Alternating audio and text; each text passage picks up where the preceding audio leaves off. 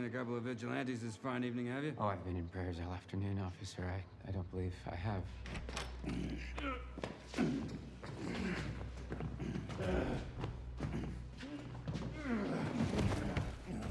Listen, we're gonna come check the place out. Mayor's orders. Just go. Don't be an idiot. Leave me.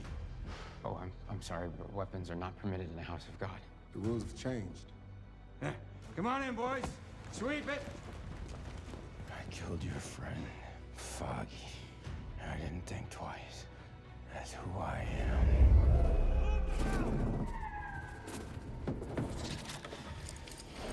Just let me die.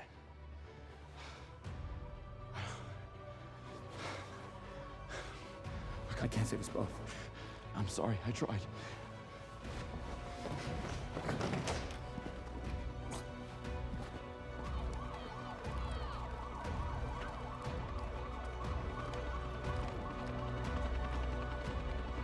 Imagine my surprise when I came back to the office and found the empty book.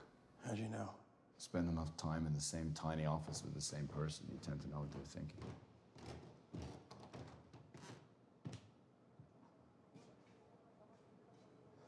I'm sorry.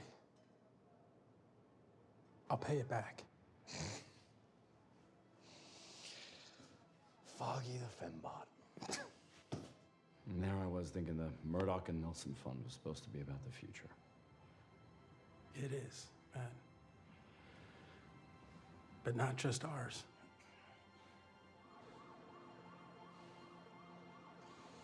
So where to now? Josie's. Obviously. What are we celebrating? Mercy.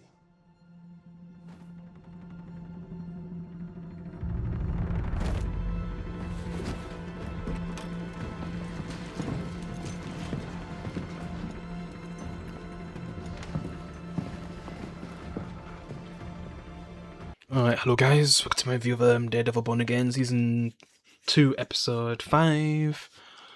So let's get into this. So basically, it's mostly like a flashback episode. It tries to have like, you know, Daredevil Netflix Season 1 vibes, bringing back like Season 1 characters and stuff, like even, we'll get to certain ones, but yeah. Basically, in the current timeline, Vanessa's dying, and he's just kind of reminiscing on the past, and to kind of show a little bit of the times when they kind of first knew each other and stuff, I guess. Yeah, then he's just freaking out, thinking he's going to get in trouble after everything that's been happening. And Bullseye and Daredevil are kind of on one together. You know, she kind of came at the worst time, asking for a flipping news interview, like, which is just stupid. Like, she's trying to get herself killed. Yeah. And they just have, like, a flashback into, like, the Season 1 timeline, I guess. Yeah. And then they're having like a talk that kind of reminds me of Daredevil and Frank back in Season 2 of the Netflix show about what's right and stuff. Yeah, but I feel like Bullseye in this timeline is probably more in the right than Daredevil because they're just gonna keep killing innocent people. Nothing's gonna change unless you get rid of them. Yeah, and then they kind of show that someone that Foggy was protecting in the Season 1 timeline, I guess. Yeah. And kind of was trying to help him. Foggy really tried his best to help him, and then we got to see flipping Wesley, the real Wesley again. Yes, real Wesley, not the fake Wesley. And then how they end up connecting like the fake Wesley and the real Wesley together is just so weird. Yeah, like that's just like forced. Like really, that's just so convenient, but because they're so similar to each other, then they end up actually being connected. I'm just like, bro, oh my god, where's he been this whole time? When he had a connection this whole time, it just makes no sense. You think they would have did something where, well, it's not like they were like brothers or anything, but they knew each other, and I guess we wouldn't have like some kind of revenge storyline for like Wesley's the person that he knew. But yeah, and it's just cool to see them together again. I knew he wasn't going to bring Foggy back. Like some people was thinking it was going to bring him back from the dead. Like I just knew it was going to be a flashback. I knew they weren't going to go that far. But it's just cool to see their chemistry again, man. It was the best chemistry in the whole Daredevil era show, yeah. In all of Daredevil, yeah. And I'm talking about the Marvel Netflix, and Born Again just got rid of him straight away, which was a mistake because I thought what was going to come from this is that he's going to, you know, actually kill his villains that need to be killed. Obviously, he doesn't have to go on a killing spree. But I mean, like, take down people who should be, taken down, because Daredevil isn't a character that just spares every villain. He's willing to actually go that extra mile if, they just can't stop their evil that the villain's doing in it. It's like the last resort in it. But come on, it's been like 5 seasons and he's letting him still kill innocent people. It's a joke now. Like, and Bullseye is doing the right thing. That's just bad. Yeah. I wonder how Foggy would feel about all this. Like, say if it was the other way around, where instead of Foggy dying, it was Karen. I feel like Foggy would want to get, blood. What? Because he was someone like how Daredevil is, where he always wants to do the right thing, not kill people. And maybe you could say that's where he truly adopted that from Foggy. I might well go the extra mile. Yeah, he's just, like, basically the whole episode. You just seen like a Vanessa flashback for a character that I hate, because she basically is the one that basically ordered Foggy's death. But yeah, I'm just not really caring about her flashbacks really. And then he's just thinking he's gonna get killed for everything that's happened so far. Like the fake Wesley's gonna kill him, and we kind of get an answer by the end of the episode, I guess. Yeah, and he's just scared. And then we see the real Wesley and the fake Wesley meet up with each other, which is just, it feels, I would, once upon a time I'd say cool, but it just feels a bit forced how they kind of knew each other this whole time and had their connection. But yeah. And then it just seems like Bullseye's kind of done, and basically Wilson Fisk people kind of find the church, and it seems like they're kind of screwed. And Daredevil might have to leave Bullseye, and Bullseye says to leave him. He's just happy he tried to do the right thing in it. But then Daredevil decides to save him, because I feel like I don't know if it would get to a point where even Foggy would save Bullseye if he killed Cowan. I just want to know like how that would actually go, because Foggy was always someone who wanted to do the right thing no matter what. Even if he completely hated the person, he'd still want to follow justice the right way, because that's how he was raised and stuff. And he kind of passed the torch to like Matt. Yeah, and that's probably why he's not giving up. He doesn't want to destroy his legacy, otherwise he'd truly be dead at that point, I guess. Like, I guess once he fully gives in, you could say that's when he's failed Foggy, I guess. And that's why he tries so hard. And we kind of see that even flipping Foggy, even some of his earlier cases, he tried so hard to defend him. Yeah. Even if it looked like they was kind of not going to do the right thing or die. Yeah.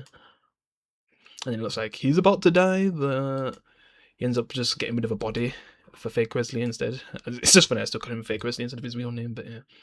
Because it's just basically like a copy of a Wesley. It's like they're just trying to mimic stuff from the actual goated times of Daredevil. Yeah. It's the only way they can actually have a good show, because at one point the show was going to be complete dog shit with its original direction. And it's at least one of the few things in modern day that Kevin Feige's done right, fixing this show, because it could have been a lot worse, I guess. Even though it's not perfect like the original show, it could have been a lot worse. And it just seems like, Vanessa's getting better, and I was getting so pissed that she's getting better, because I was watching this with a friend and I was just like, oh my god, we're getting so pissed that flipping she's fine. But then she starts saying the same thing over and over again, so I'm thinking, wait, has she got like brain damage or dementia or something? But then it ends up being a lot worse, where she literally flipping just dies, and I'm just like so happy. It's just funny to be so happy over her death, lol. I was just so ecstatic. I was like, finally, Foggy's been avenged. Good work, Bullseye. You did what flipping Daredevil couldn't. Kill bad people. Because they'll just keep doing the same thing. Because Vanessa, at one point, she was just like the girlfriend of Kingpin, but once she started to become worse than Wilson Fisk at one point, because Wilson Fisk, like from Echo, had some bullshit storyline where she made Wilson Fisk become a good guy with some dumbass storyline. I didn't really watch Echo. I just watched the scenes online. I didn't fully watch it because no way I'm watching that. Even Disney Plus didn't even care about the show to release all the episodes all at once. But yeah, I'm just guessing Wilson Fisk is gonna go crazy now seeing Vanessa die. The guy who killed one of his employees, the people that he worked with a car door just because they interrupted his first date with Vanessa, and now he's got to the point where he's lost her. I can't imagine what he's going to do, probably worse than that, which, in a way, we've kind of seen him do worse than that, with him literally destroying the chief of police's flipping face, like, just demolishes it. Like, it feels way more brutal than that flipping car door scene, which was probably the most brutal I've ever seen Wilson Fisk, but he's able to top that with, like, that season 1 finale, with what he did to the chief of police, but yeah. Yeah, I'm looking forward to see what they do next. overall, this episode was just member berries, nostalgia. They didn't really in the actual story do much. It's just mainly like, oh look, it's Foggy. Oh look, it's Wesley. Like that's all they was really doing. It would have been good if we saw Ben, but yeah, I don't think they would have met Ben yet, right? And I think this was before they even met Karen, so we was kind of seeing what Muslim Fisk was doing before he had that I don't know if they kind of showed the group that he had, he was working with the Chinese, the Japanese, the Russians, but it was kind of mainly focusing on what he was doing with Wesley, I guess, and how this fake Wesley kind of ties into now, I guess, why he's here, because where was he this whole time? But yeah, that's pretty much it. So if I was gonna rate this episode, 7 out of 10. Can't really go any higher than that. I'm just happy. The best thing is that Vanessa died, because if she lived, even though it'd be dumb to do this, I'd probably rate the episode a 5 out of 10, knowing that she gets to live, showing that the villains always keep winning and they can just keep getting away with killing innocent people. Bro, no. It literally took a flipping bad guy to finally kill a bad guy, because the good guys are just completely useless right now, not doing anything at all.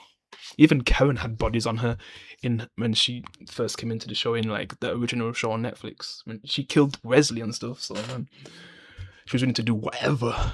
And then sometimes she'd kind of end up getting people killed, like Ben, so by visiting Wilson Fisk's mother. Yeah. But just imagine if they did something where she did live, but she ended up having dementia just like Wilson Fisk's mother. That'd be that'd be so ironic if that happened. Yeah. I don't even think his mom's still alive at this point now, right? But yeah. That'd be crazy. But yeah, I'm just gonna end it here. Appreciate you guys watching. I'll see you in the next one. Peace.